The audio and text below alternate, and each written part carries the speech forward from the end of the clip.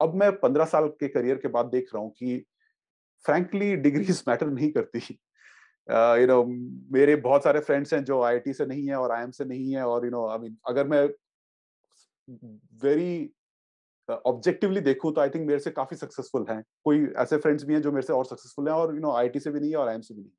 अब लगता है सोच के कि शायद जो जॉब कर लेनी चाहिए थी कुछ साल पहले, कुछ साल इंजीनियरिंग के बाद, और अगर जॉब कुछ साल करते तो एमबीए से ज्यादा फायदा होता। ऐसा नहीं कि एमबीए का कुछ फायदा नहीं था, एमबीए का फायदा था, बट एमबीए से ज्यादा फायदा निकल के आता। What would be your advice to people who are still trying to figure out their passion? How should they go about figuring this out? जैसे आपने गेमिंग फिगर आउट किया अपना, बाकी लोग कैसे फिगर आउट करेंगे? Across the entire journey that I see, मतलब you make things look so simple, like cracking IIT or cracking IIM or starting doing a startup or meeting Alok Kejriwal or doing another startup and getting into Lego.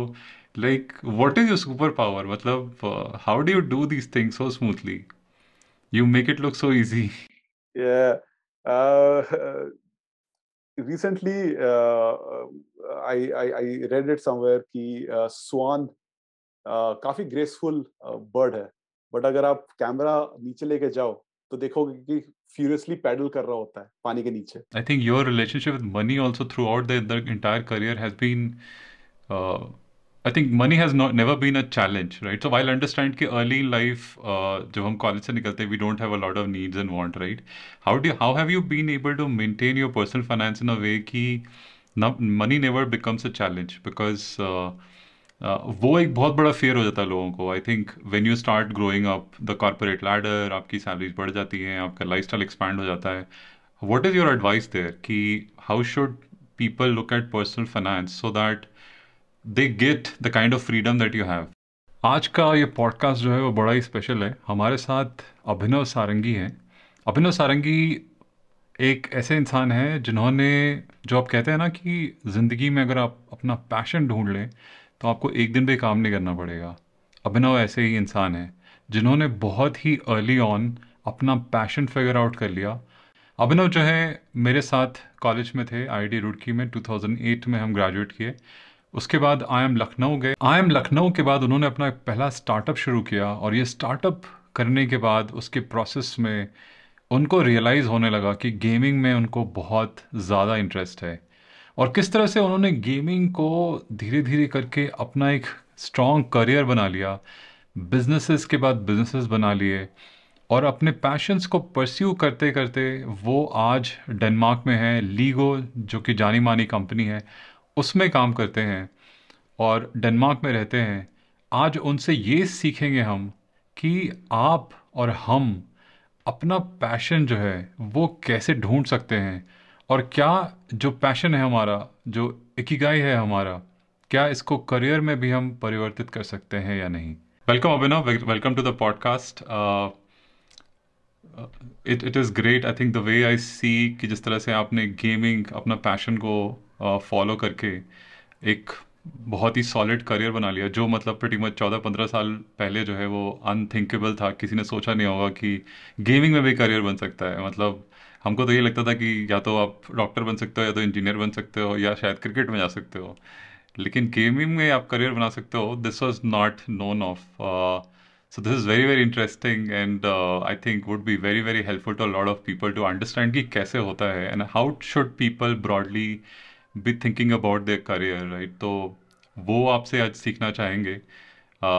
तो welcome welcome to this podcast. सबसे पहले हम ये समझना चाहेंगे अभिनव कि आपकी early life कैसी थी। आप कहाँ पले बड़े, आपका रिलेशनशिप कैसा था पैसे से, आपके पेरेंट्स क्या करते थे, उसके बारे में बताइए। बिल्कुल बिल्कुल। First of all thank you Vivek for having me on the podcast.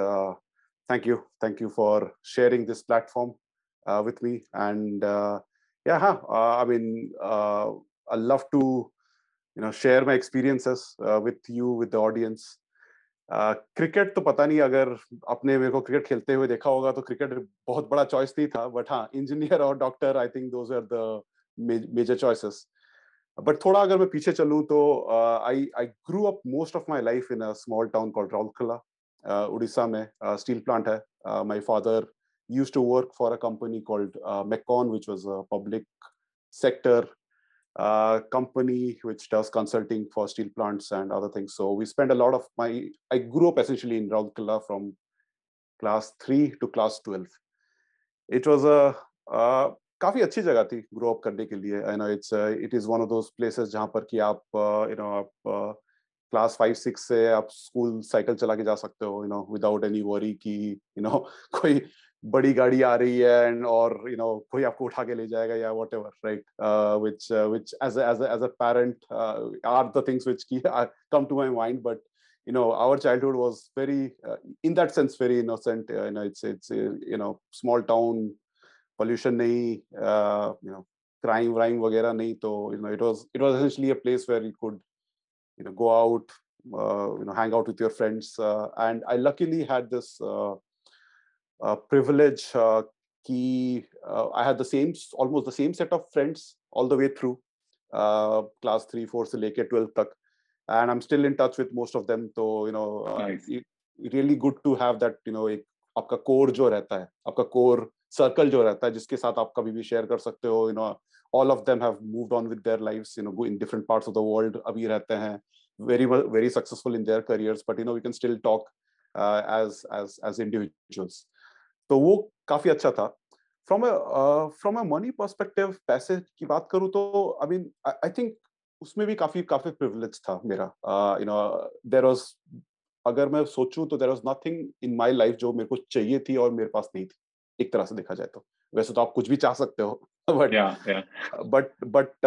I mean growing up never had that feeling कि मेरे पास कुछ नहीं है या फिर मेरे पास कुछ कमी है. Obviously आपको दिखता है कि अलग-अलग strata of society में लोग हैं, but luckily my parents were able to sort of like provide everything for me, my sister growing up. So I really had no specific relationship with money in that sense of कि अगर आपके पास नहीं होता है तो then you start thinking about it. But if you are at a basic level, जैसा हम Maslow hierarchy की बात करते हैं, अगर आपका बेसिक नीड्स मीट है तो फिर आप उसके बारे में सोचते नहीं. तो somehow luckily I have always been in that situation, and I can say that वो privilege वाली बात है. Not vast sections of society वो नहीं कर सकते. तो I'm thankful for that, for the privilege. But मतलब it was a really looking back, it was a really really good childhood from my perspective. Nice place, nice circle of friends, and then everything which I wanted to have, I had. Good. I think if I look at my childhood, I think sort of coming up in Bihar, I think the crimes were, I think no need to talk about it, right? So everybody knows it was not a very safe place. But good that I think good thing about Odisha. I think people don't know a lot about how things were there. Very interesting. So वहाँ से now that you were growing up in Rourkela, so basically was it कि यही वही दो options थे आपके लिए भी, डॉक्टर इंजीनियर बनना, एंड यू चोज कि आईआईटी करके इंजीनियरिंग में जाएंगे? How did IIT happen to you and how was the entire process of cracking JEE for you?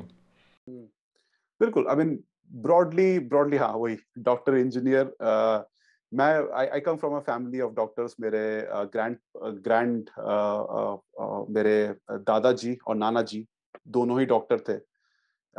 So there was this and I have a lot of other cousins or chacha जो doctors हैं. तो कम from a doctor family, तो था कि okay एक potential path वो है. But खून देख के मेरे को हमेशा अभी भी थोड़ा सा जैसे थोड़ा सा भी हो तो very early on I realise कि वो पाथ नहीं लेना. तो जब चॉइस आया बायोलॉजी लेने का या कंप्यूटर साइंस लेने का, हमारे स्कूल में दो ऑप्शंस थे, यू कैन टेक बायोलॉजी और कंप्यूटर साइंस. तो मैंने कंप्यूटर साइंस ले लिया. कंप्यूटर साइंस तो अब अगर डॉक्टर नहीं बनना है तो एक इंजीनियर बाय डिफॉल्ट चॉइस रह जाता है. वैसे तो इंटरेस्ट की बात करूँ तो हिस्ट्री में मेरा बहुत इंटरेस्ट था. तो मैंने क्लास 10 तक मतलब +2 की हिस्ट्री बुक्स खत्म कर ली थी. 10th के बाद वाले वेकेशन में मैंने वो बीए के बुक्स खत्म कर लिए थे. तो हिस्ट्री में बहुत इंटरेस्ट था, अभी भी इंटरेस्ट है। एज ऑफ एम्पायर्स एक गेम है जो मैं काफी खेलता था इंजीनियरिंग डेज में। या वो भी हिस्ट्री के हिसाब से इंटरेस्ट, और आजकल मेरा पूरा यूट्यूब फीड हिस्ट्री वीडियो से भरा हुआ है। तो वो एक ओके वो काफी इंटरेस्ट था, अभी भी इंटरेस्ट है, बट जैसा कि उस टाइम पे पता नहीं होता है कि हिस्ट्री में भी आप कुछ करियर बना सकते हो। आजकल लोग यूट्यूब चैनल्स बना के यूट्यूबर बन के अपना करियर बना रहे हैं। हाँ तो बट उस टाइम पे जब हम लोग ग्रो अप कर रहे थे, लेट 90s अर्ली 2000s में, वो ऑप्शन इतना नहीं था, तो फिर बाय डिफॉल्ट एक इंजीनियरिंग का ऑप्शन बन गया। तो इंजीनियरिंग ऑप्शन में फिर आईआईटी जैसा जैसा हमें पता है कि द बेस्ट कॉलेज है, तो अब था कि ओके, अगर करनी है तो बेस्ट कॉलेज से करने की कोशिश करते हैं, क्यों नहीं। तो उस सेंस में फिर मतलब एक एक एक थॉट दिमाग में था क्लास 8 9 10 तक आते आते कि ओके ठीक है, इंजीनियरिंग करनी है तो थोड़ा 11 12 में थोड़ा मेहनत करना पड़ेगा। तो जैसा आप करते हो, कोचिंग क्लासेस और सब कुछ ज्वाइन वो सब कर लिया था। एक चीज आई थिंक जो मेरे को हेल्प करी काफी, वो थी एक कंसिस्टेंसी। अब मैं पिछले कुछ सालों से हैबिट्स के बारे में पढ़ रहा हूँ। एटॉमिक हैबिट्स एक किताब है या जो कि या जो कि काफी रेलेवेंट है, और काफी किताबें हैं, बट हैबिट्स की बात करें तो आ, वो बोलता है कि कंसिस्टेंसी ज्यादा इंपॉर्टेंट है इंटेंसिटी से। तो अगर आप हर दिन थोड़ा सा भी काम करो और करते रहो हर दिन, तो हैबिट इजीली फॉर्म होता है, रादर देन कि आप एक दिन बहुत सारा कर लो और फिर और 4 दिन आप कुछ ना करो। तो वो एक या चीज जो कि मेरे को काफी हेल्प की जेई के प्रिपरेशन के दौरान, जहां पर कि मैंने स्टार्ट अर्ली ही 10th 11th तक जाते जाते मैंने एक वो हैबिट बना लिया था कि मेरे पास मटेरियल है, हर दिन थोड़ा बहुत आधा घंटा 1 घंटा, ऑब्वियसली ज्यादा टाइम मिले तो 2 घंटा कभी कभी, बट आधा 1 घंटा वो कोचिंग को छोड़ के, कोचिंग के अलावा थोड़ा सा वो करने का। और एक बार और एक चीज होती है जो मैंने रियलाइज करी तब, कि हैबिट अपने आप ही एक इंटरेस्ट डेवलप करा देता है। एटलीस्ट मेरे लिए वो ट्रू था। तो आप करने लगो तो आपको और इंटरेस्ट आने लग जाता है। अब मैथ सॉल्व करने लगो और डीप जाने लगो तो आपको लगा कि ओके, ये कैसा होगा और कैसा कर सकते हैं। केमिस्ट्री में काफी इंटरेस्ट था मेरा, ऑर्गेनिक केमिस्ट्री। आप काफी अंदर जा सकते हो ऑर्गेनिक केमिस्ट्री में, एक बार आप घुसने लग गए तो एक वो चीज थी जो काफी हेल्प करी प्रिपरेशन के दौरान। और टेस्ट जेई का जो पहला टेस्ट था, फिर मेंस था, दोनों ही ठीक गए। और एज एज एज एज पता है कि अपॉर्चुनिटी जब मिल जाती है कि आईआईटी में जाने का, तो आप ट्राई करते हो कि ठीक है, ये अपॉर्चुनिटी ले लो। एक ऑप्शन था कि जैसे मैंने बताया कि कंप्यूटर साइंस काफी इंटरेस्ट था मेरा, क्योंकि कंप्यूटर साइंस मैंने सिलेक्ट कर लिया था। तो एक ऑप्शन था कि कंप्यूटर साइंस किसी अलग कॉलेज से कर लो, बट आईटी का ऑप्शन था, तो मैंने कहा कि आईटी जाना चाहिए। और मेरे पापा, मेरे फादर, वो भी मेटलर्जिकल इंजीनियर हैं, जैसे मैंने बताया था, वो ओके मेटलर्जिकल ओके इंजीनियर बन के उन्होंने नाइस पूरा पूरा करियर अपना स्टील प्लांट में बताया था। तो दिमाग में एक था कि ओके, मेटलर्जी का चॉइस मिल रहा है, आईटी रुड़की में मिल रहा है, तो हो सकता है कि एक वो पाथ बने करियर के लिए।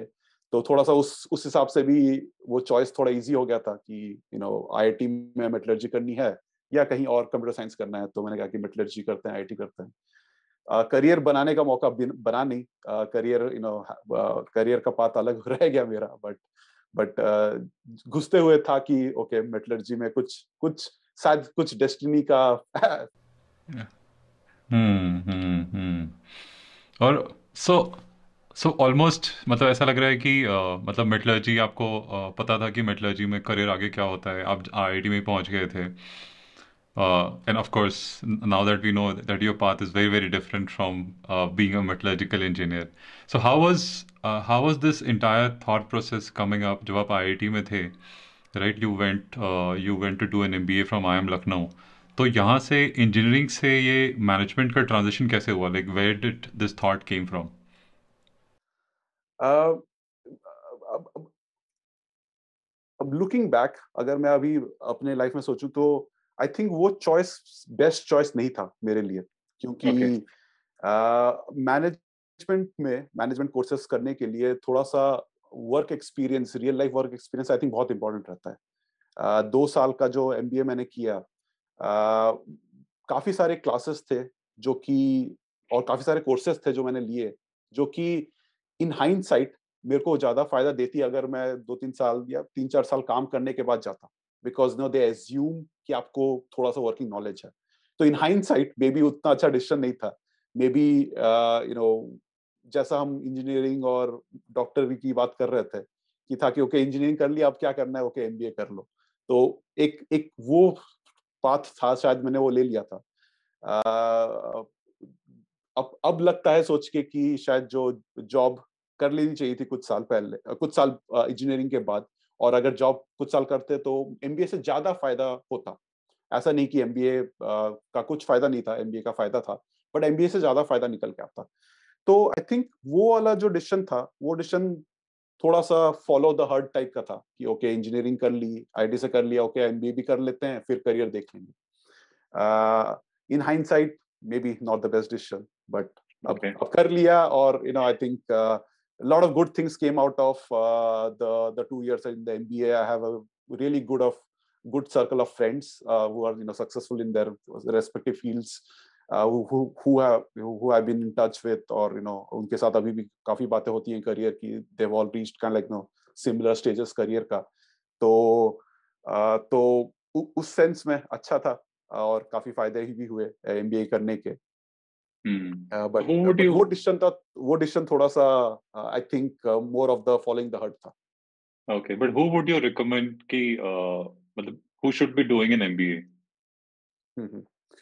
अ, ये काफी इंटरेस्टिंग सवाल है, क्योंकि मेरे हिसाब से एमबीए आपको बहुत सारी चीजें सिखाने की कोशिश करता है जो आप खुद से भी सीख सकते हो बाहर।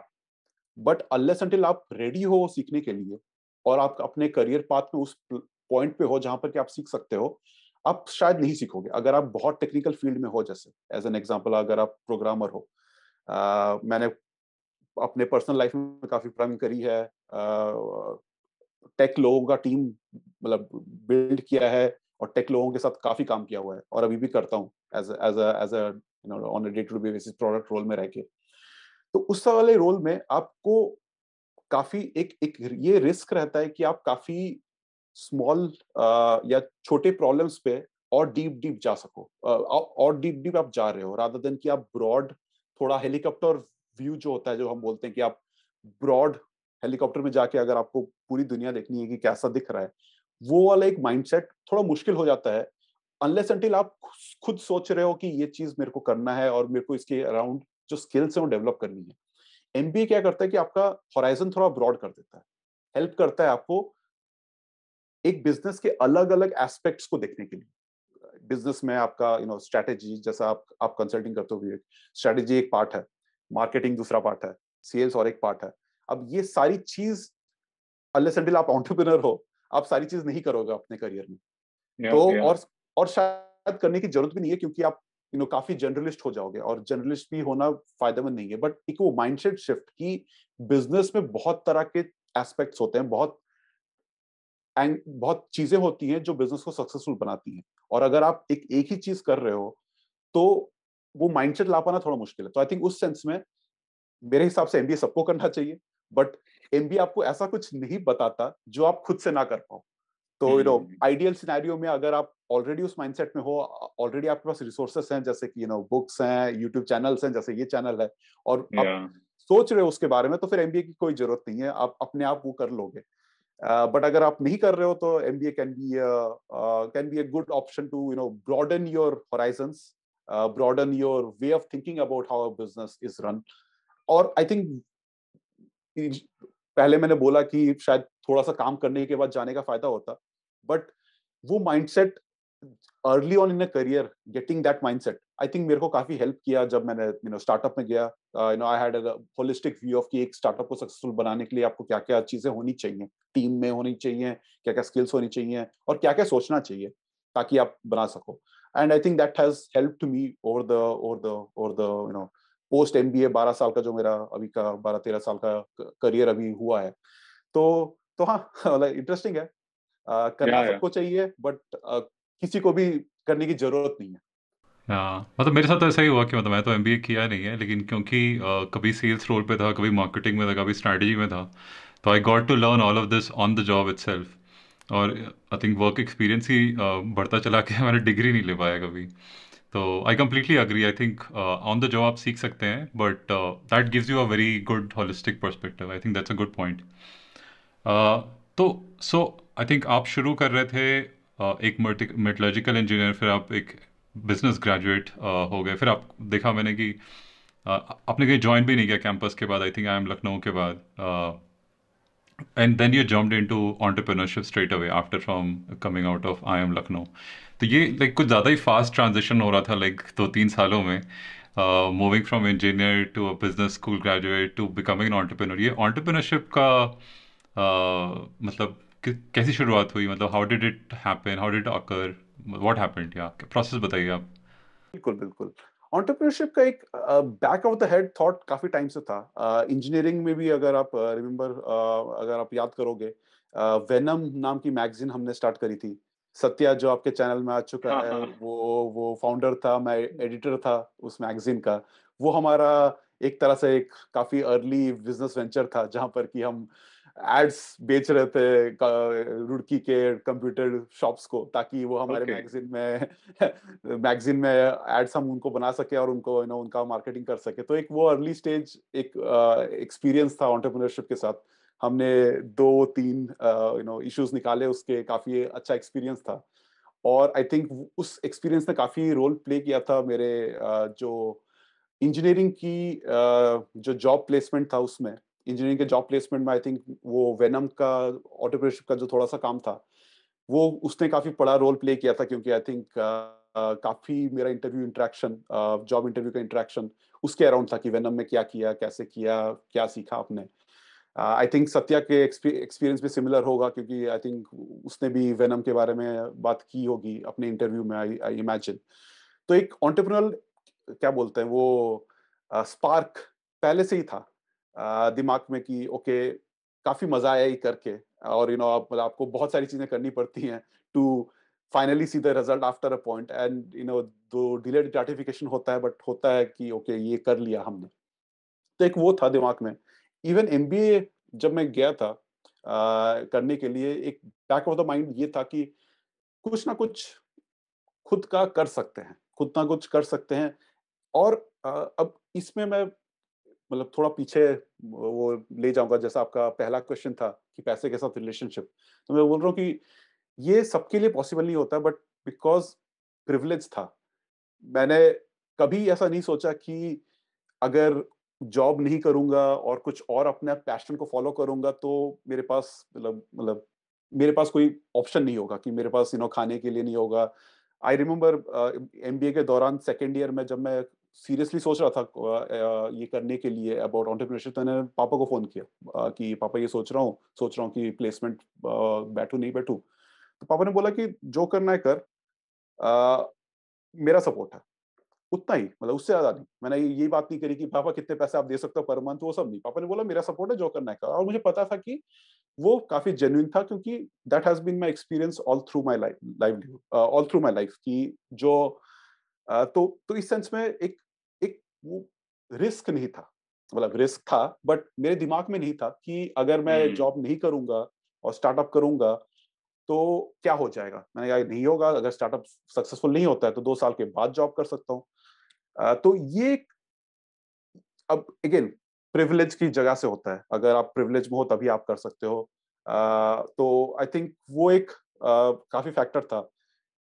दूसरा फैक्टर था कि एक वेनम का एक्सपीरियंस ले लो, या फिर काफी कमिटीज में था मैं, इंजीनियरिंग में भी और एमबीए में भी। तो कमिटीज में आपको काफी एंटरप्रेन्योरल बनना पड़ता है to be able to organise events और वो सब। तो वो इंडिपेंडेंट चीजें जो थी वो मुझे काफी एनर्जी देती थी, जहां पर कि आप कुछ चीज को 0 to 1 लेके जा रहे हो। मतलब कुछ है नहीं, बट आपने कुछ काम किया and then something came out of it. अभी मैं सोचता हूँ अपने बारे में, तो वो प्रोडक्ट रोल्स में मैं हूँ, और प्रोडक्ट का जो जर्नी होता है 0 to 1, जहाँ पर आपको कुछ कुछ कुछ है नहीं आपके सामने, and then players are playing your games, and then lot of work happened, but that all seemed magical, the whole process. तो वो एक चीज जो था, मेरे को लगा था उस पॉइंट पे इन माय थॉट प्रोसेस कि अगर मैं खुद का स्टार्टअप कर रहा हूँ, तो I can have more of those sort like magical journey, the 0 to 1 journeys.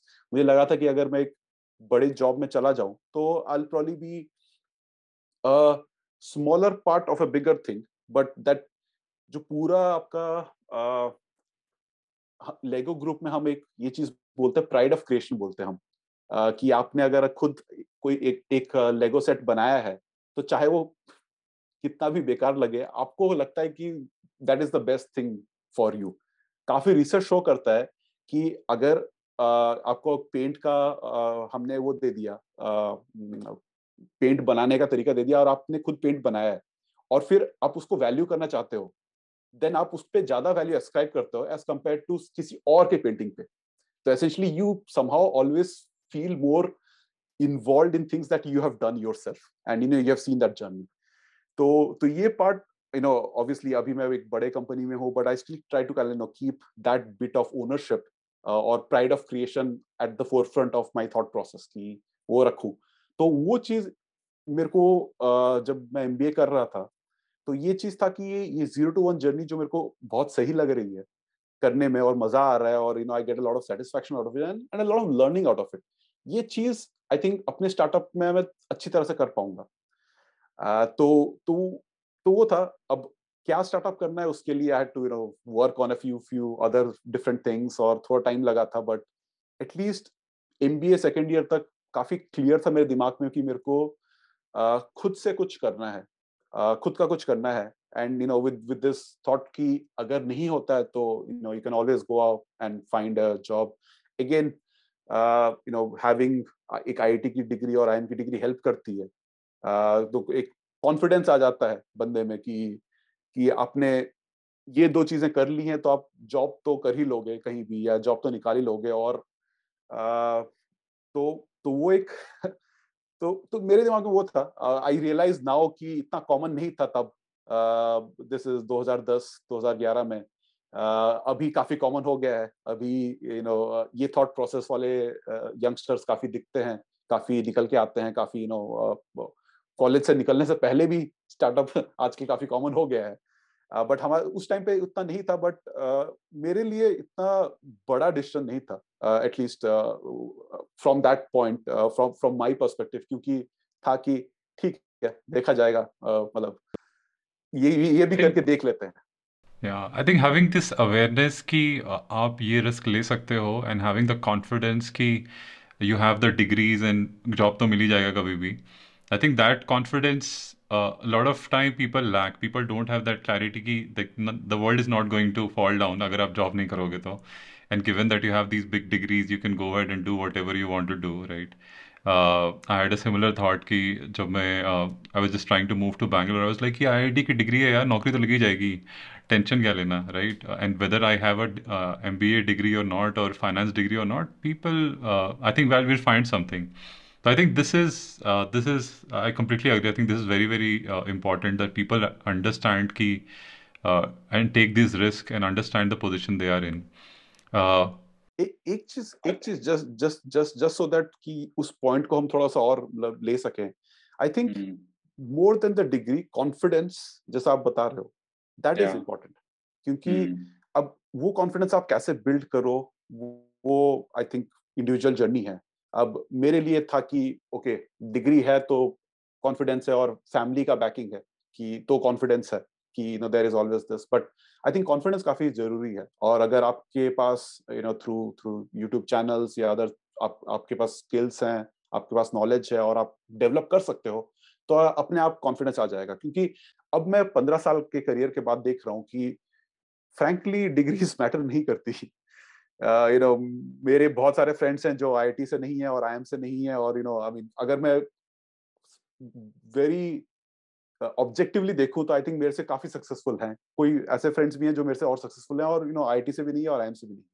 तो आई थिंक डिग्री मैटर नहीं करती, मैटर करती है आपको रियलाइजेशन की आप में वो एबिलिटी है, आपको जो करना है आपको कर सकते हो। जब तक कि आपको वो माइंडसेट में होना चाहिए कि आपको लर्निंग करनी है, और लर्निंग के बाद कॉन्फिडेंस आपको, जैसा अगर कॉन्फिडेंस आप ला सको अपने अपने एबिलिटीज में, आई थिंक वो ज्यादा मैटर करता है। मेरे लिए मेरी डिग्रीज क्रच थी, बट अब 15 साल बाद लगता है कि आई मीन जितना मैंने देख लिया इंडस्ट्री में, कुछ मैटर नहीं करता, मैटर करता है कि आपको अपने एबिलिटी में कॉन्फिडेंस होना चाहिए, और अगर एबिलिटी वहां पर नहीं है तो फिर आप आप सीखो और आप लर्न करो, और एक क्यूरियोसिटी होनी चाहिए to get better at any point, and then फिर कुछ भी हाँ पॉसिबल है। मतलब I completely agree. I think Carol Dweck की किताब है ये माइंडसेट के ऊपर, ग्रोथ माइंडसेट के ऊपर, where she talks about this entire mindset की मतलब people who have growth mindset they end up being very successful in life. तो आई थिंक वही ये थोड़ा ग्रोथ माइंडसेट है, and generally if you are able to have confidence, I think generally looking back in your life you keep getting confidence कि अच्छा मैंने ये कर दिया तो मैं ये भी कर सकता हूँ, मैंने ये कर दिया तो मैं ये भी कर सकता हूँ। At least that is what I followed in my life कि भैया लाइक क्लास 2 में टॉप करके तो 3 में भी कर जाएंगे, 3 में करके तो 4 भी कर जाएंगे, पूरी ज़िंदगी में टॉप की तो IIT में निकाल लेंगे। तो that will sort of that just keeps on snow bowling. But interesting is कि जो मुझे समझ में आ रहा है आपका एंटरप्रेन्योरशिप का जो आई थिंक जो थॉट है काइंड ऑफ जो सीड है वो IIT में ही, मतलब वेनम मैगजीन में ही ये this started sort of coming up. Venom magazine में क्या कर रहे थे? Like I am now very curious कि आई एम श्योर श्लम में आपने और सत्या ने सबने निकाल लिया job, and you are talking about this magazine. What is this magazine about? क्या कर रहे थे इसमें? आइडिया काफी बेसिक था मैगजीन का। इट वाज कि हम गेमिंग का न्यूज, और अगेन गेमिंग का एक वो थ्रेड वहीं से स्टार्ट हुआ था। तो वेनम एक गेमिंग मैगजीन था, तो गेमिंग का जो वर्ल्ड, और ये दिस इज 2006 2007, तो internet was it was a thing, but इतना भी आप चैनल्स नहीं थे जहां पर कि आपको इंफॉर्मेशन बहुत इजीली मिल पाए।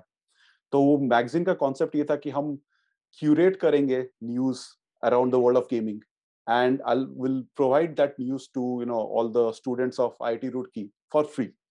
अब मैगजीन फ्री है तो आपको रेवेन्यू कहाँ से आप जनरेट करोगे? तो फंडा ये था कि अगर हम मैगजीन में कुछ पेजेस बेच सकें to different shops in Roorkee.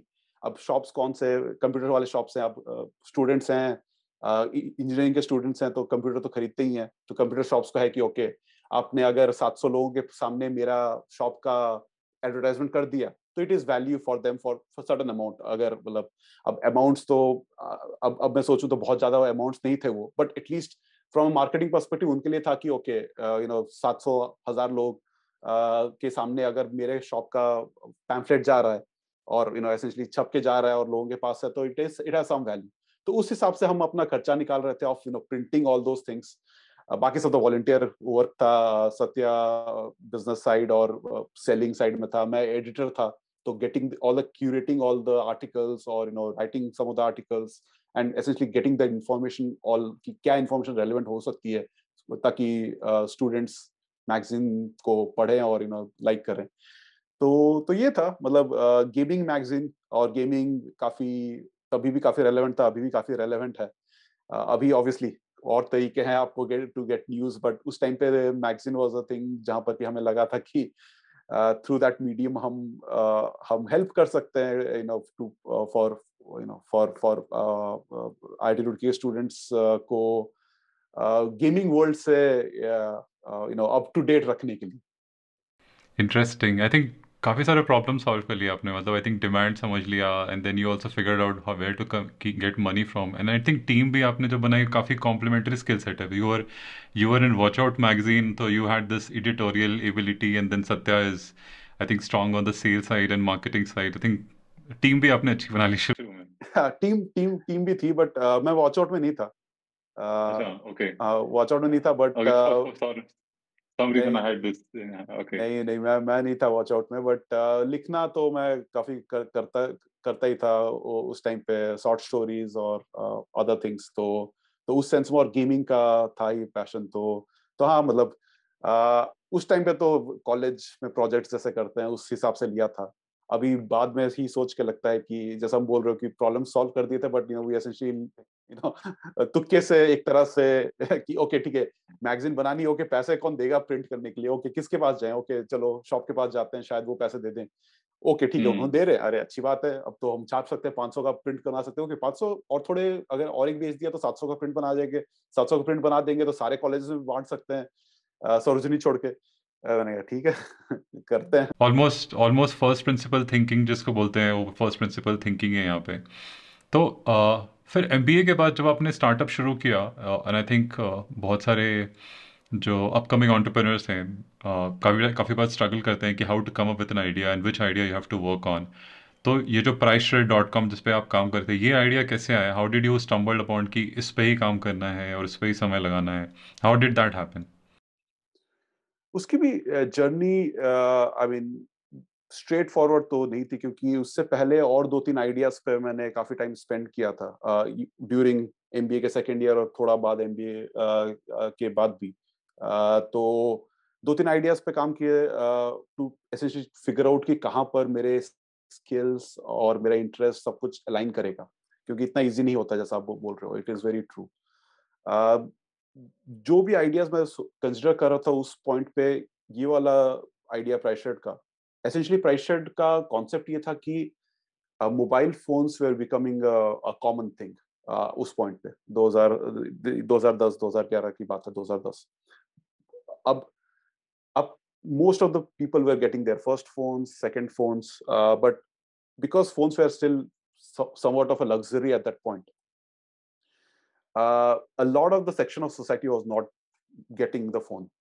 So only a small section was getting that, those the first hand phones. So idea हमारा था कि अगर, you know, as the first segment of people who are getting the phones, as they start upgrading to new phones, क्योंकि वो cycle हमने देख लिया था कि फोन अपग्रेड का साइकिल काफी जल्दी जल्दी होगा। मेरा पहला फोन 1108 था नोकिया का, बट फिर E63 ले लिया था मैंने एमबीए करते हुए। तो इट वाज लाइक हर 2 साल में नया फोन आ रहे हैं। तो था कि अब वो पुराने Yeah. फोन्स का क्या करें। अब पुराने फोन्स जो आप 6-8 हजार 10 हजार के भी ले रहे थे उस टाइम पे, उनका क्या करोगे। तब ये दिमाग में आया था कि ओके, अब उन फोन्स को अगर हम रिपेयर रिफर्बिश करके एक नए सेगमेंट के पास ले सके, जिनका वो पहला फोन बन सके, और आप प्राइस आधा करके उनको दे सको, और वो फोन्स की लाइफ, अब आजकल की फोन्स की लाइफ का आई गेस हम थोड़ा सा शक कर सकते हैं, बट उस टाइम के जो फोन्स थे, नोकिया के फोन्स थे, वो काफी लॉन्ग लास्टिंग टाइप के फोन थे। तो था कि 2 साल में पहला सेगमेंट जब अपग्रेड कर रहा है, तो हम उसको रिपेयर रिफर्बिश करके सेकंड सेगमेंट को बेच देंगे, और मोबाइल फोन से स्टार्ट करेंगे। और हमने एक्चुअली मोबाइल फोन के आगे हम बढ़ नहीं पाए, बट आइडिया था कि मोबाइल फोन से स्टार्ट करेंगे and then we go on to all white goods essentially, क्योंकि एक पूरा इकोनॉमी है जो री कॉमर्स बोलते हैं। री कॉमर्स का इकोनॉमी पूरा चल रहा है। आज की डेट में कैशिफाई कंपनी है जो बहुत अच्छा कर रही है Yeah. उसी मॉडल को लेके। Yeah. तो वो आइडिया था। और एसेंशियली खुद के एक्सपीरियंस में जब हमने देखा था कि फोन में, एक फोन से आप फोन दूसरे फोन पे जा रहे हो, एंड उस पॉइंट पे ऑलरेडी ड्रॉयर्स में फोन्स पड़े हुए, एक वो प्रॉब्लम होने लग गया था कि अरे वो मेरा पुराना 1108 चल रहा है, बट वो स्नेक ही खेलने के लिए रखा हुआ है उसको, बट एक्चुअल फोन मेरा ये दूसरा फोन बन गया है, तो क्या करूं उसका। तो एक थोड़ा सा इंडिविजुअल प्रॉब्लम था, बट also एक रियलाइजेशन था once we started talking to other people and talking with in between the core team, कि ये प्रॉब्लम आगे चल के भी होने वाला है और आगे चल के भी रहने वाला है। जो चीज हमने रियलाइज नहीं करी, अब लगता है कि हम थोड़ा अर्ली थे मार्केट में। तो Yeah. बाकी चीजें रेडी नहीं थी। Yeah. काफी early. Yeah. ये मॉडल करने के लिए आपको रिवर्स लॉजिस्टिक्स करना था। रिवर्स लॉजिस्टिक्स उस टाइम पे, फॉरवर्ड लॉजिस्टिक्स ही पेन था, रिवर्स लॉजिस्टिक्स तो आप छोड़ दो। तो Yeah. तो हमने सोचा था कि ये टेक प्रॉब्लम है, हम अच्छा सा तो हमारा जो था कि अगर हम प्राइस प्रेडिक्ट कर सकते हैं, और प्राइस शेड का नाम वहां से आया था कि अगर हम प्राइस, पुराने फोन का अगर हम प्राइस प्रेडिक्ट कर सकते हैं, और इसके लिए हमने काफी डेटा कलेक्ट किया था, पार्टनरशिप्स करी थी with big companies who do repair and refurbishing of phones. अब मशीन लर्निंग तो बोलूंगा नहीं क्योंकि उस टाइम पे वो नहीं था, बट एल्गोरिथम्स हमने बनाई थी to be able to actually know कि आपका अगर ये फोन है, इस साल का बना है, और इसमें ये खराब ये प्रॉब्लम्स हैं, तो एग्जैक्टली कितने प्राइस पे हम आपसे खरीद सकते हैं, ताकि हम पैसा बना सके जब हम बेचें। तो बट हाँ, आइडिया के लिए it was a bit of खुद का रिफ्लेक्शन, बट आल्सो रियलाइजेशन की मार्केट उस तरफ मूव करने वाला है। अनफॉर्चुनेटली थोड़ा अर्ली थे। I think lot of problem to be solved then. I think पूरा supply chain and so कैसे मतलब आपने ये पहली टीम कैसे बनाई, आपने फंडिंग कैसे उठाया? I think there are so many problems. I think ये रिफर्बिशमेंट कहाँ पे होगा, सप्लाई चेन कैसे फिक्स होगा, टेक्नोलॉजी कैसे बनेगा?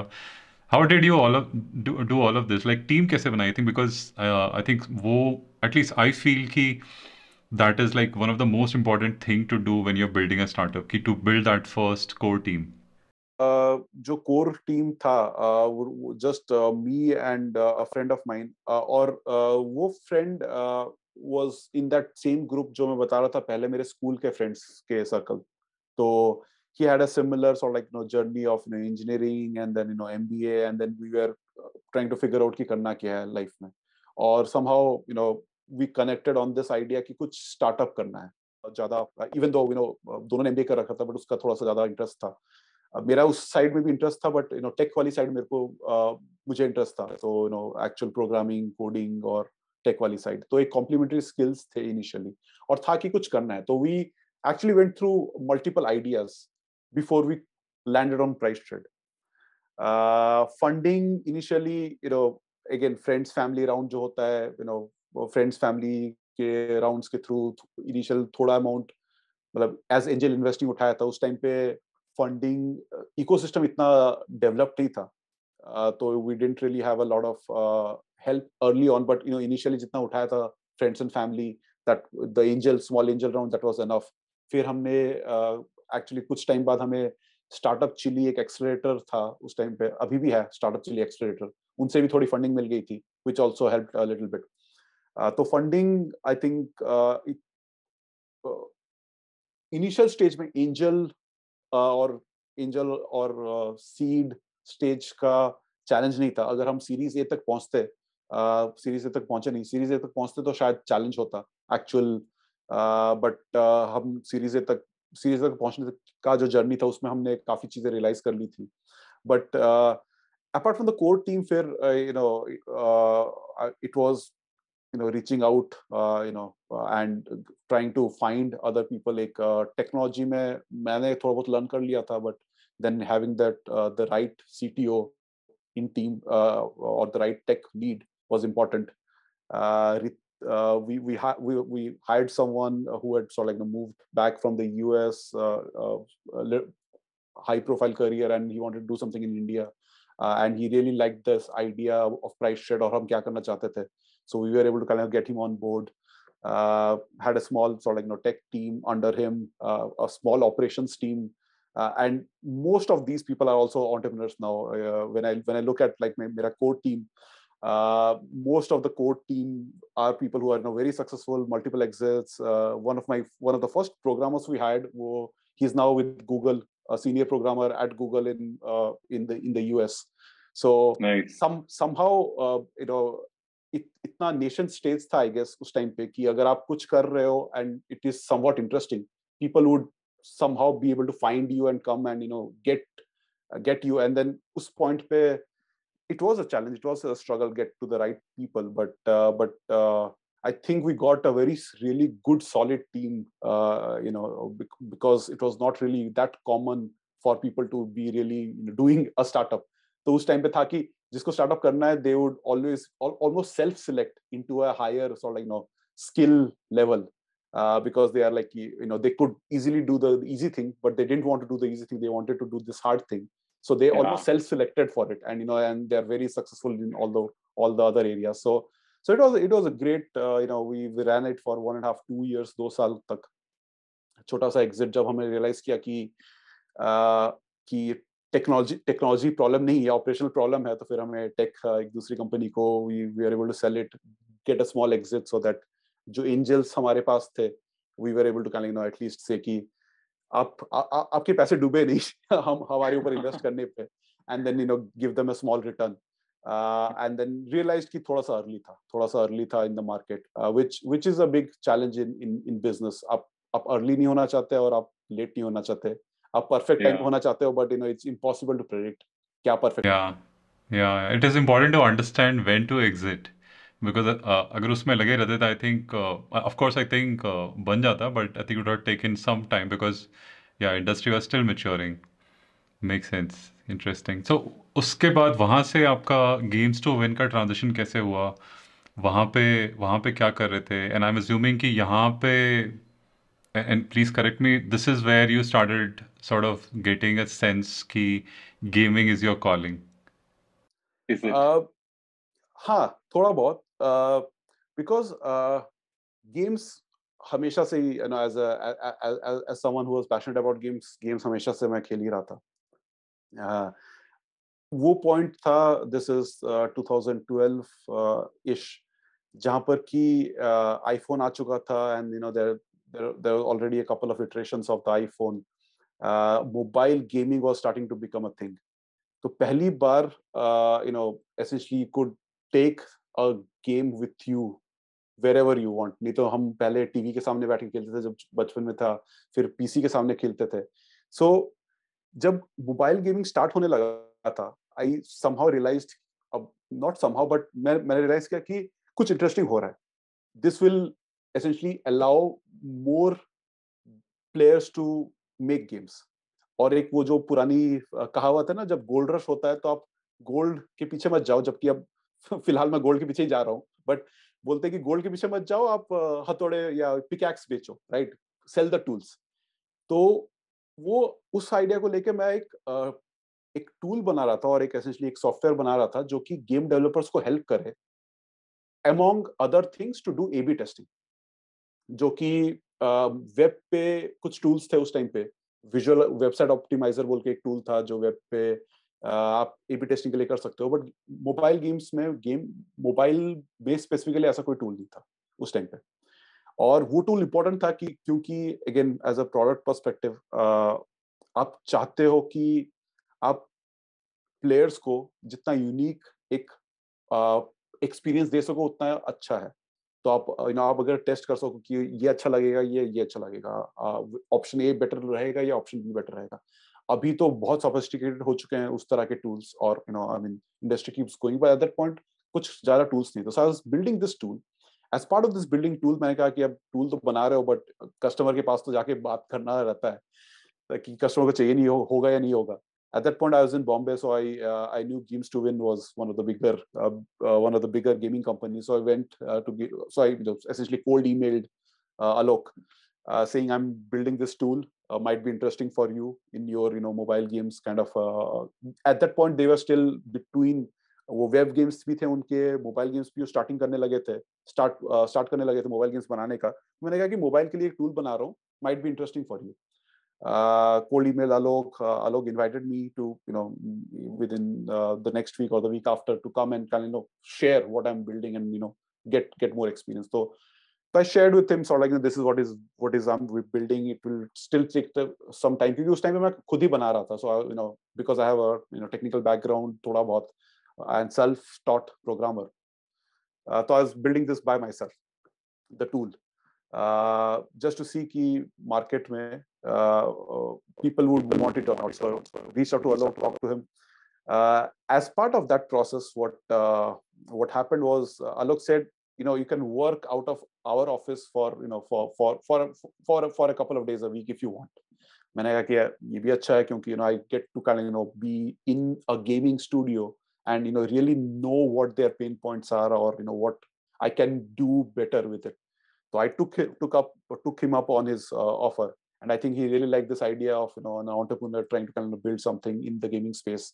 Not a lot of people were doing it at that point. Gaming काफी छोटा था उस टाइम पे. So I did that for a couple of months, and then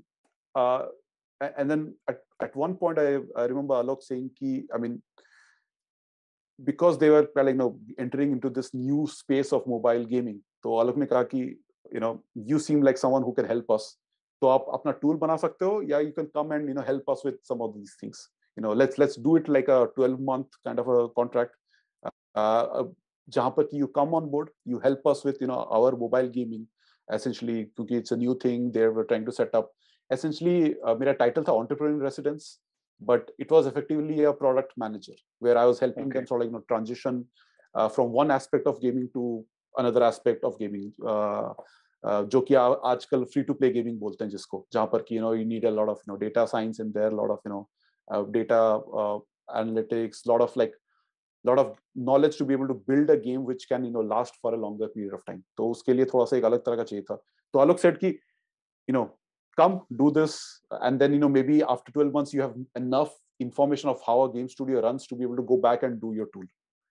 मैंने कहा कि it sounds good. I mean, at least I'll have first an experience of what running a game studio, or at least running a product inside a game studio looks like. तो मैंने कहा कि ठीक है, 12 महीने I signed up, joined them, entrepreneur residence, did that, and at some point in that realized कि यार वो gold rush में gold खोजना ज़्यादा interesting लग रहा है rather than tools बनाना. तो and I'm still looking for that gold. Got it. So, I think what will also help Abhinav, maybe I think deep dive into it, कि a lot of us, we are still trying to figure out कि what are we passionate about, right? और बहुत बार तो I think वो figure out कर नहीं पाते, right? There are very few people like you have figured out कि exactly this is what I'm passionate about. And then, of course, I think when you figure out your ikigai, your passion, so then I think that's the calling. I think then you start enjoying pretty much every single day, every single hour that you're spending in these jobs. So, what would be your advice to people who are still trying to figure out their passion? How should they go about figuring this out? जैसे आपने gaming figure out किया अपना, बाकी लोग कैसे figure out करेंगे? I mean, अब ये तो क्वेश्चन डिफिकल्ट होगा, सब्जेक्टिव होगा क्योंकि सबका अपना अपना तरीका है. मेरे लिए आई थिंक जो काम करता है कि अगर मैं वर्क नहीं कर रहा हूँ और मेरे पास फ्री टाइम है, तो मोस्टली मैं आइदर गेम खेल रहा हूँ और किसी गेम के बारे में सोच रहा हूँ. तो समहाउ, और एंड ये अभी के लिए नहीं है, this has been true all through my life. Even JEE preparation के टाइम पे आई मीन मैं वो प्रॉब्लम सेट्स बनाने का रेडी करता था ताकि जाके मैं कुछ खेल सकूं. मतलब हमारे पीसी पे need for speed, zoo tycoon is one of my favourite memories. मैं बोलता हूँ कि I actually learned more about business from playing zoo tycoon than my 2 years MBA. मतलब मजाक में बोलता हूँ, there is some truth to it. अब जू टाइकून में आपको सप्लाई डिमांड कर्व समझने पड़ते थे. आपको समझना पड़ता था कि अब प्राइसिंग कैसे करो ताकि रेवेन्यू ऑप्टिमाइज हो, रेवेन्यू सबसे बढ़े. तो आप आप वो ये बर्गर स्टैंड में बर्गर का प्राइस $2 होना चाहिए, $2.50 होना चाहिए, 3 होना चाहिए. अरे 3.5 कर दिया, कोई खरीद नहीं रहा, ओके अब 3.5 नहीं कर सकते क्योंकि सप्लाई डिमांड मैच नहीं कर रहा है. तो so that has been sort of like a constant through my life, games in different forms, simulation games, management games, strategy games, any kind of games. तो मेरे लिए somehow मतलब अब बचपन में पता नहीं था कि आप गेमिंग में करियर बना सकते हो. So at a point in life when I realized कि गेमिंग में करियर बन सकता है, it was an easy decision for me कि अरे ये तो मैं वैसे ही कर रहा हूँ, अब मेरे को कोई पैसा देगा करने के लिए तो क्यों नहीं कर रहा. तो आई थिंक सबके लिए कुछ ना कुछ तो ऐसा होगा जो आपका पैशन है. अब और एक पैशन मेरा हिस्ट्री है. अब मैंने हिस्ट्री में करियर नहीं बनाया, बट अगर मैं आप सोचूं तो लोग यूट्यूब चैनल बना रहे हैं, मे बी हिस्ट्री और गेम्स को मिला के मैं कुछ कर सकता हूँ. एक पब्लिशर है पैराडॉक्स बोल के, जो कि काफी हिस्टोरिकल ग्रैंड स्ट्रेटेजी गेम्स बनाता है. सो अगर मेरे को अगर हिस्ट्री और गेमिंग कंबाइन करना है तो मे बी मैं और उनके गेम्स में बहुत खेलता हूँ. तो एक करियर पाथ मेरा वो भी हो सकता है जहां पर मैं उनके डोर पे जाके खटखटा हूं तब तक कि वो मेरे को मतलब ले ना ले. तो एक वो ऑप्शन है, वो ऑप्शन भी मतलब उस तरह से ऑप्शन कर सकते हो. बट एसेंशियली आपको फिगर आउट करना पड़ेगा मेरे हिसाब से कि क्या चीज है जो आप वैसे ही कर रहे हो जब आपके पास खाली टाइम है. दूसरा पैशन मेरा एक ट्रैकिंग, जो मैंने काफी रुड़की में किया, अभी भी करता हूँ. तो उसके अराउंड मतलब अगर मैं छुट्टी पे जा रहा हूँ तो one of my first options without family would be कि गो फॉर अ ट्रैक, अगर मैं फैमिली के साथ ट्रैवल नहीं कर रहा हूँ. तो अब उसके अराउंड ऐसी चीजें जहां पर कि आप विदाउट एनी मतलब बिना सोचे ही अगर आप बैठे हो एक दिन संडे मॉर्निंग और आप यूट्यूब का फीड आपका क्या दिख रहा है, that would be a good way of knowing कि आपका पैशन क्या है. आजकल मेरे यूट्यूब फीड में बहुत चेस दिख रहा है, तो may be if I start thinking about that तो मे बी चेस के अराउंड मैं कुछ बना सकता हूँ. तो एसेंशियली आपको वो फिगर आउट करना पड़ेगा खुद से. बट जस्ट थिंक अबाउट कि फ्री टाइम पे आप क्या करते हो. अगर फ्री टाइम पे आप कुछ नहीं करते हैं, so maybe that is a passion. Maybe you can help people do nothing in their free. Maybe you can help do something around it. But I think वो एक thought process था कि फ्री टाइम में कोई कुछ कुछ और कुछ और आपको करना नहीं है, तो फिर आपका माइंड या आपका हार्ट कहाँ जाता है? या मैं भी इस पे एक अटेम्प्ट लूंगा। I think basis your journey so far जो मुझे समझ में आ रहा है, I think which I also think kind of works for me is कि when you do enough number of things and you try hand at different things, you end up stumbling upon something that you really like and sort of aligns with your passion. So given कि you basically at the beginning आपने engineering के बारे में सुना था, you stumbled on it, you had you did not work but at least you had a flavor कि metallurgical engineering में होगा क्या, right? So you had understanding there, and then you went to a B school, then you also did an entrepreneurship on, again it's on the gaming side.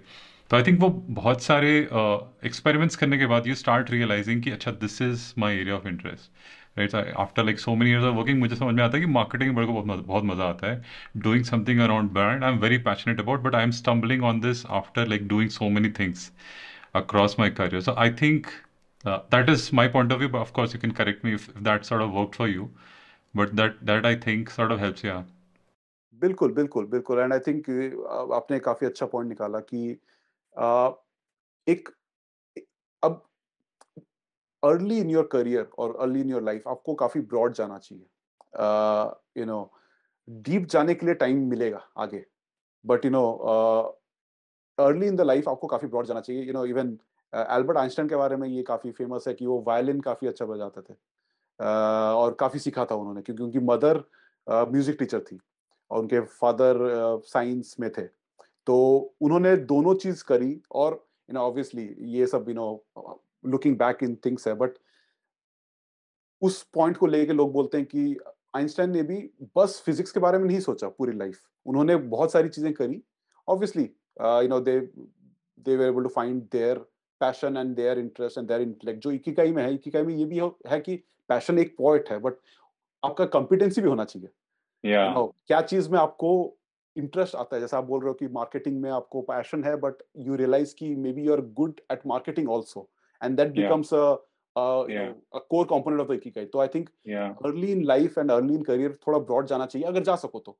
I know सबके लिए option नहीं होता, but at least life में आपके free time में आप broad जा सकते हो हमेशा। Yeah. Yeah.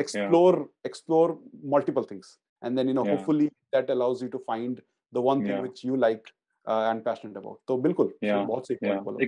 इकाई में तो बेसिकली वो है कि you like it, you are good at it, the world needs it, the world is ready to pay for it. Then I think it's an intersection of all these. I think there's one more that forms your ikigai. So now फिर games to win में आप थे, इसके बाद से then you built your first bootstrapped second या first, I think bootstrap तो पहला वाला भी था. I think you got some angel funding, so kind of you're building your second startup, which I think आप 4-5 साल तक उसमें थे, which was your first, I think, gaming startup, if I can say. तो वो ट्रांजिशन कैसा रहा? How was the learning from the first venture helping build the second venture, उसके बारे में बताइए. बिल्कुल। अ, ये वाला पहला ऑल इन डेज प्ले जो मेरा स्टार्टअप था आफ्टर गेम्स टू विन, वो पहला बूटस्ट्रैप था, क्योंकि उसमें हमने पहले वाले में प्राइस शेड में फंडिंग ले रखी थी, तो उसको टेक्निकली बूटस्ट्रैप नहीं बोलूंगा, क्योंकि दोनों जर्नी अलग थी, जहाँ पर कि आपको सारा रेवेन्यू अर्न करना पड़ता है, और जहाँ पर कि आपके पास बैंक में पैसा है थोड़ा, चाहे थोड़ा ही है, एंजल राउंड है, बट एटलीस्ट बैंक में है। तो काफी डिफरेंट जर्नी होती है, काफी अलग माइंडसेट होता है, एटलीस्ट मेरे एक्सपीरियंस में। तो गेम्स टू विन में 12 महीने का कॉन्ट्रैक्ट था। मैंने उनको हेल्प किया, एक नया प्रोडक्ट डेवलप कराया, एक नया प्रोडक्ट लाइन डेवलप कराया बेस्ड ऑन दैट प्रोडक्ट, और उसमें I sort of got that interest and passion of actually making games rather than making tools for games. मैंने कहा कि यार गेम्स बनाने में मजा आ रहा है, तो गेम्स बनाते हैं।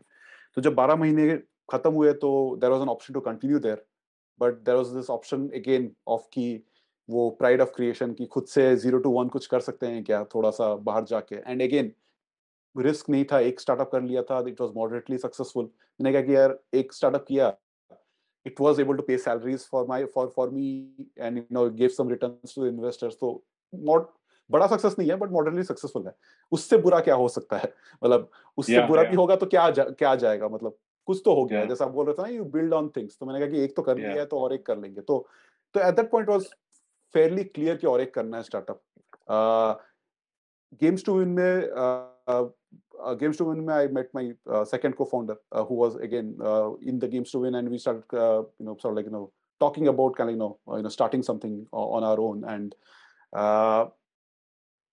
जब ये पक्का हो गया था कि स्टार्टअप करना है, तो हम and कि किसके साथ करना है, आई फाउंड माय को-फाउंडर. तो मैंने कहा कि दो लोग हैं, अगेन थोड़ा कॉम्प्लीमेंट्री स्किल सेट्स था.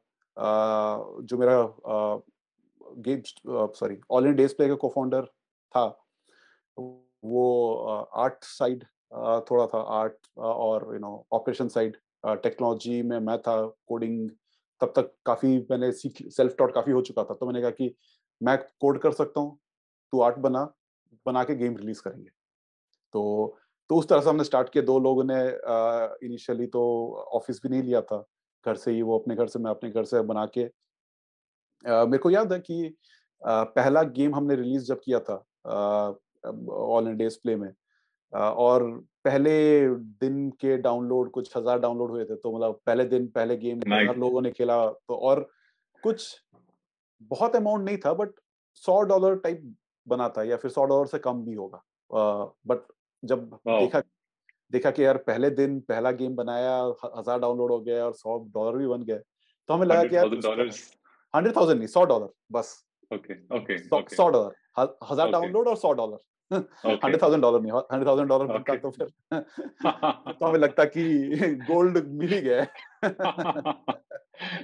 नहीं, बट $100. बट फिर भी अगर आप सोचो कि $100 एक दिन का, 30 दिन में अगर आप $3,000 बना लो, तो ठीक है, सैलरी रिप्लेस करने टाइप हो जाता है, एंड आप you can build on top of that.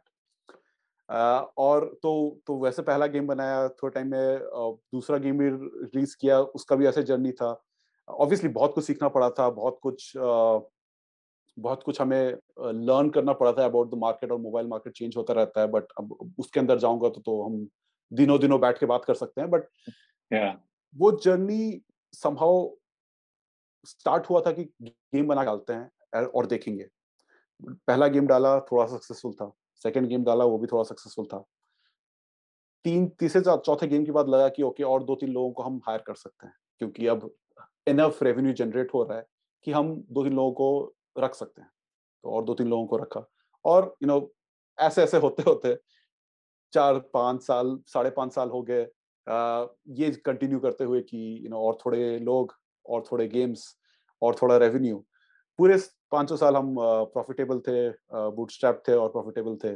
15 लोगों की टीम थी जब हम जब मैं निकला ऑल इन डेज प्ले से. 20 मिलियन के ऊपर डाउनलोड्स थे, तो 20 मिलियन लोग Wow. हमारा पोर्टफोलियो ऑफ गेम्स खेल चुके थे. तो Wow. तो ये जर्नी बहुत सिंपल तो नहीं थी. बट स्टार्ट हुआ था एक गेम से, and then we just kept building more and more games, and getting more and more people to help us with building more and more games. So given कि इससे पहले वाले स्टार्टअप में you had raised some round of angel funding, what made you not take any funding this time around? And would you also sort of advise people to go bootstrapped way than to look for funding right in the beginning itself? ये looking back अगर मैं सोचूं कि bootstrap होने का एक फायदा ये था कि क्रिएटिव फ्रीडम थी पूरी. हमें क्या बनाना है नेक्स्ट, वो हमारे ऊपर था. मेरे को याद है, one of the things I built which I am really proud of is a game called election day. अभी लाइव नहीं है, बट एसेंशियली ट्रम्प के इलेक्शन से जस्ट पहले बहुत Okay. मार्केट में काफी इंटरेस्ट था. तो एक इलेक्शन गेम बनाया था, जहां पर कि आप you can play as either Democratic candidate or a Republican candidate. US elections के अराउंड था, और you can essentially go and try to win the election. Election day पे जिस दिन वोटिंग हुई थी, US में आई रिमेम्बर 250,000 डाउनलोड्स आए थे हमारे. Wow. ओवरऑल वो गेम ने 3 मिलियन डाउनलोड्स किए. Really successful, really fun game to build. मैंने खुद ही बनाया था, पूरा सारा कोड मैंने किया था. आर्ट का थोड़ा हेल्प किया था, बट पूरा कोड किया था. I am really proud of that as a product that I built from scratch. Programming, game design, most of the UI UX, थोड़ा आर्ट का हेल्प लिया था. बट वो चीज अगर हम बूटस्ट्रैप नहीं होते तो मैं नहीं कर पाता.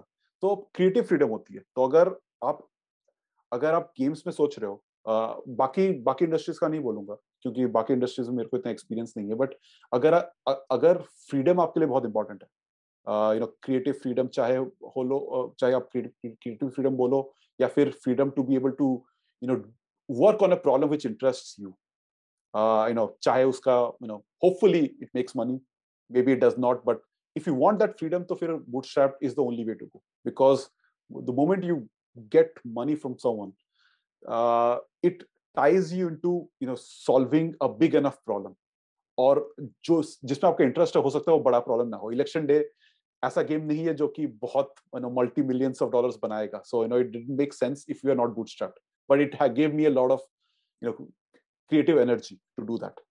तो अगर अगर आपको वो चाहिए, चाहे प्रॉब्लम छोटा हो बड़ा हो, बूटस्ट्रैप होके भी प्रॉब्लम बड़ा हो सकता है, and may be you can find that and go into stumble into that. But अगर आपको पूरा फ्रीडम चाहिए तो बूटस्ट्रैप करो. बट अगर आपको ग्रो करना है फास्ट, अगर आपको आपको आपको आपको ये चाहिए कि कि you want to build a $1 billion business, let's say, I mean, the easiest way to know is ki, do you know the business that you're building is a $1 billion business or not? Maybe it becomes a $1 billion business, and even if it's bootstrap, but if you know offhand कि ये $1 billion business बनेगा, then bootstrap करना is not the right choice, क्योंकि फिर आपका growth काफी constrict हो जाता है, because you don't have a lot of money to throw at problems to be able to solve it.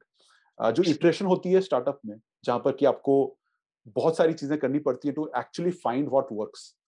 As bootstrap आप बहुत सारे इटरेशंस नहीं कर पाते. आप आपको I mean like we stumbled onto a type of games which we were successful with, but we could not find other types of games, because हमें वही चीज जो पता थी वही हमें करना पड़ा बार बार, just so that because we were bootstrapped, we didn't have money to experiment, we didn't have money to find new things, find more things. So which was great, if you know ki you want to work on these kind of problems which are small scale, maybe they become big, maybe they don't become big, but अगर आपको पता है कि आपको $1 billion business बनाना है तो फिर आप पैसा उठाओ, आप बूटस्ट्रैप मत करो. is would be my opinion. Got it. And then what made you move from there to Denmark to Lego, move out of the startup and join this massively big gaming company? What made you move there, and how's the experience so far? I mean, experience यहाँ move करने का to Denmark and in general or Scandinavia in particular, Nordic, काफी अच्छा रहा है. But just going back a little bit, अगर मैं all India days play की बात करूं तो 5.5 साल हो गए थे all India days play start करे हुए. हम लोग अगेन फिगर आउट कर रहे थे तब कि नेक्स्ट स्टेप क्या हो सकता है ऑल इंडिया डेज प्ले का, किस डायरेक्शन में हम मूव कर सकते हैं. तो उस टाइम पे ये 2018 की बात है, गेमिंग में हाइपर कैजुअल एक स्पेस है, सब जॉनर है गेमिंग का, वो काफी हीट अप हो रहा था. और मेरा को फाउंडर उसको हाइपर कैजुअल में और डीप मूव करना था. मेरे को पर्सनली हाइपर कैजुअल जॉनर में बहुत ज्यादा पैशन नहीं था. मैंने रियलाइज किया कि हाइपर कैजुअल गेम्स में आपको 0 to 1 जर्नी करनी है, but the 0 to 1 journey because of the nature of the game becomes a 0 to 0.5 0 to 0.2 journey. आपको क्योंकि बहुत सारे प्रोडक्ट्स बहुत अर्ली स्टेज में बना के मार्केट में टेस्ट करना होता है, तो जो पूरा जर्नी होता है 0 to 1 का, जहां पर कि आप बहुत सारे डिसीजंस ले रहे हो, इतना डीप आप नहीं घुस सकते प्रोडक्ट्स में. आपको प्रोडक्ट थोड़े से शैलो प्रोडक्ट बनाने पड़ते हैं because of the nature of the market. तो मेरे को उतना इंटरेस्ट नहीं था. सो वी आर डिबेटिंग कि क्या करना है, क्योंकि अब टीम भी थी तो टीम के बारे में भी सोचना था. तो it was a case of कि ओके, मैं टीम को लेके मैं गेम्स में और कुछ फिगर आउट करूं, और मेरा को फाउंडर टीम को लेके हाइपर कैजुअल फिगर आउट करे. तो ये सब ऑप्शंस में ये ऑप्शन सबसे सही लगा कि मेरा को फाउंडर टीम के साथ हाइपर कैजुअल जर्नी में फोकस करेगा, and they will try to figure out something. We found a settlement जहां पर कि I could get out of the company, I could effectively sell my shares to my co-founder so that I can move out, and he can continue on the hyper casual का journey. वो journey उनका काफी successful रहा है. जैसा हम बात कर रहे थे, they got acquired by a bigger hyper casual company, Israeli hyper company last year. So now they are part of that company. So that journey was very successful for them. Similarly, I also continuing to have a very successful journey with me on this side. जब मैं online days पे से निकला, then the thought was कि अब क्या करना है. The thought was clear कि मुझे गेमिंग में ही रहना है, because you know I had found my sort of like passion point and ikigai जैसा आप बोल रहे थे. Passion, competency, you know, world needs it and world will pay you also for it. So looking at options, one of the things I wanted to do as a career, from a career perspective, was to move to Scandinavia, क्योंकि ये Scandinavia Nordic area में games का काफी innovation है. काफी companies, आप Rovio angry birds वालों को ले लो, सुपरसेल जो सबसे बड़ी कंपनी है ले लो, या किंग कैंडी क्रश वाली company.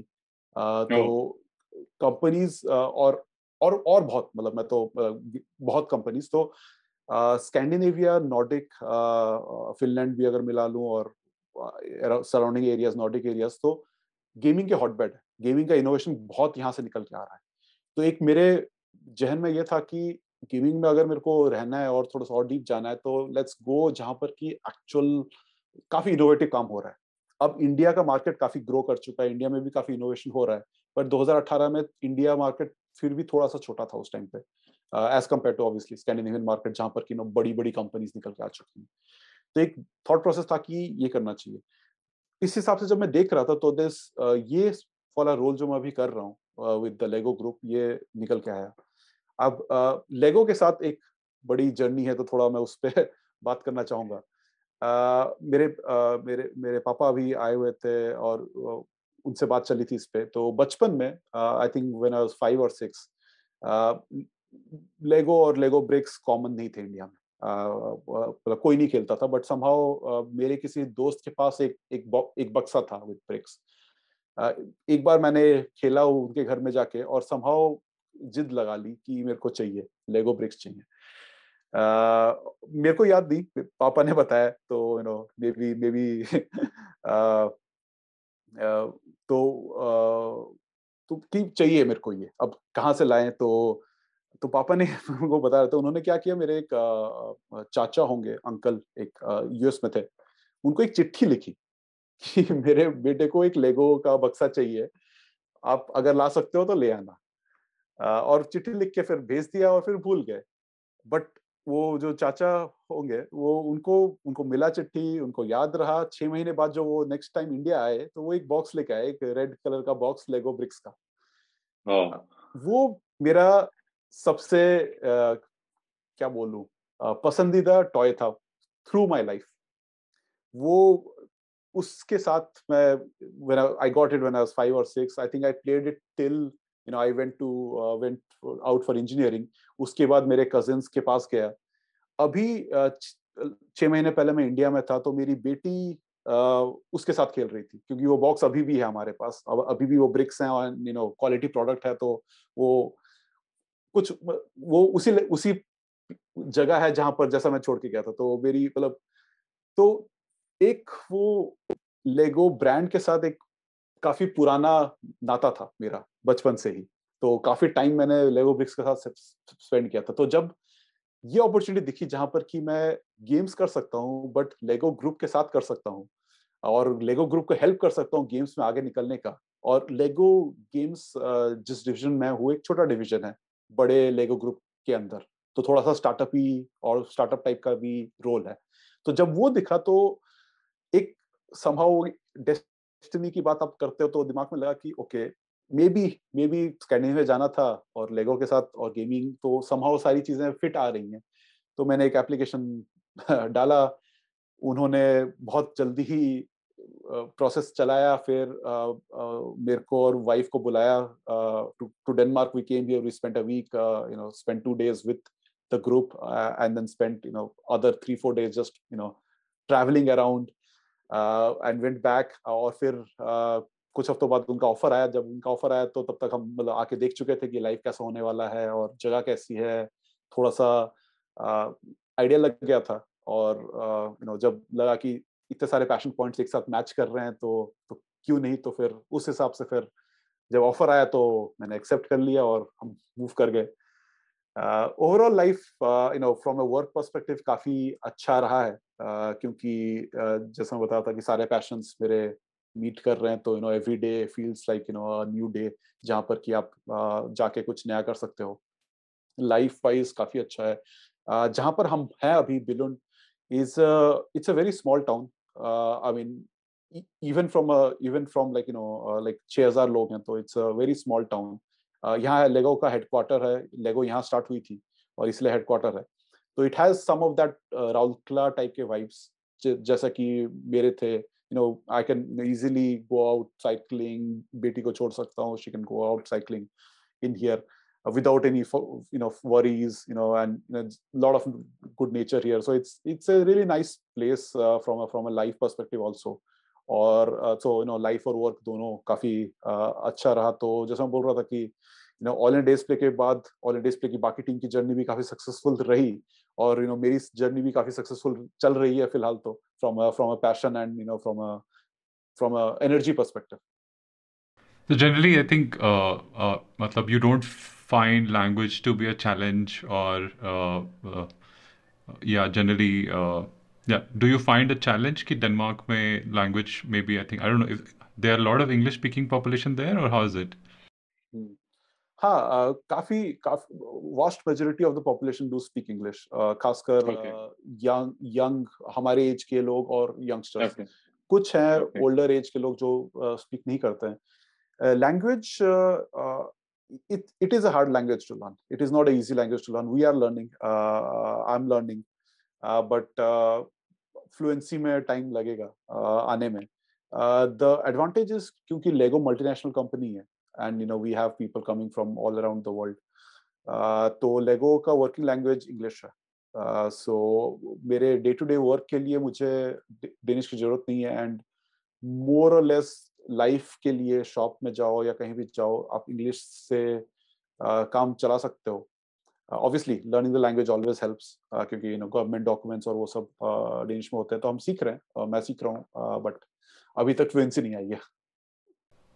Got it. Matlab, Abhinav, I think across the entire journey that I see, matlab, you make things look so simple. Like cracking IIT or cracking IIM or starting doing a startup or meeting Alok Kejriwal or doing another startup and getting into Lego.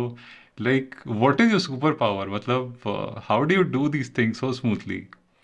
You make it look so easy. Yeah. uh, Recently, I read it somewhere कि स्वान काफी graceful bird है, but अगर आप camera नीचे लेके जाओ तो देखोगे कि फ्यूरियसली पैडल कर रहा होता है पानी के नीचे। तो आई थिंक थोड़ा सा वो केस है कि काफी काम और काफी स्ट्रगल हुआ है पीछे, बट ऊपर से होपफुली होपफुली जर्नी सिंपल लगी हो। बट आई थिंक एक चीज जो मेरे को काफी हेल्प करी है through everything is been this sense of curiosity. I think अगर मैं एक चीज को अपना सुपर पावर बोलूँ तो क्यूरियोसिटी बोलूंगा। I'm inherently curious about other people, curious about new things, and that just helps me get into okay, कोई नई चीज है, okay, कैसे सीखना है, क्या सीखना है, और how do you get into it?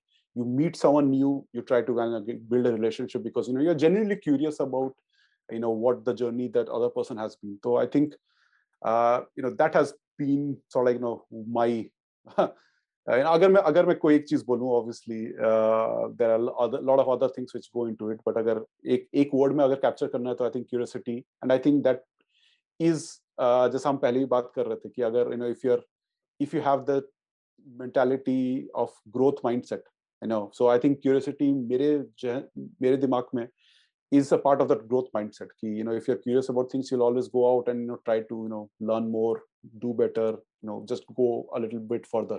So I think it is very important. Hopefully अगर अगर अगर आपके वॉचर्स एक चीज निकाल पाए इस वीडियो से, तो हो कि always be curious about people around you, be curious about technologies around you, just be curious about all the things which are happening around you. So and that will hold you in good stead. Yeah, and also I see key. I think your relationship with money also throughout the entire career has been I think money has not never been a challenge, right? So while understand कि early in life जब हम college से निकलते हैं, we don't have a lot of needs and want, right? How have you been able to maintain your personal finance in a way कि money never becomes a challenge? Because वो एक बहुत बड़ा fear हो जाता है लोगों को. I think when you start growing up the corporate ladder, आपकी salaries बढ़ जाती हैं, आपका lifestyle expand हो जाता है. What is your advice there? कि how should people look at personal finance so that they get the kind of freedom that you have? नहीं, ये तो काफी इम्पोर्टेंट है कि और इसीलिए भी मतलब काफी टाइम मैं बोल चुका हूँ. आई थिंक रिपीटेड हो जाएगा कि you have to come from a place of privilege, but there are many ways to build that. एक चीज है कि फैमिली आप चूज नहीं कर सकते, but you can choose your partner in life. My life partner, she has been a rock of support behind all of this journey. तो मेरे को हमेशा था कि I can always lean on someone. Obviously it was family, my father, mother have always been supportive. जैसे मैं बोल रहा था कि स्टार्टअप में उन्होंने बोला कि I'll support. But then having that life partner who is supportive of your journey and understands that always helps. So आप अपना immediate family, the family that you are born in, you cannot choose, but then you can choose your family that you grow into, or you try to grow with. So I think एक वो चीज होता है which I know not everyone is able to do that, but having that always helps as a starting point. दूसरा है कि जैसा हम पहले भी बात कर रहे थे कॉन्फिडेंस के बारे में, if you develop your skills, if you work in a something which the market wants, अगर इकिगाई की बात कर लें, तो अपने आप एक कॉन्फिडेंस आ जाता है कि you would be able to earn your living. I mean, personal finance is, I mean, we can go deep into investing and all those things, but मैं वहाँ अभी जाना नहीं चाहता इस वीडियो में. But the core basic is कि can you earn enough for your expenses? ठीक है, चाहे आप स्टार्टअप से अर्न करो या जॉब से अर्न करो, कैन यू अर्न एनफ? तो उसके लिए if you have the skills and your skills are in demand, then एक कॉन्फिडेंस आ जाता है कि आप कैसे भी अर्न कर सकते हो.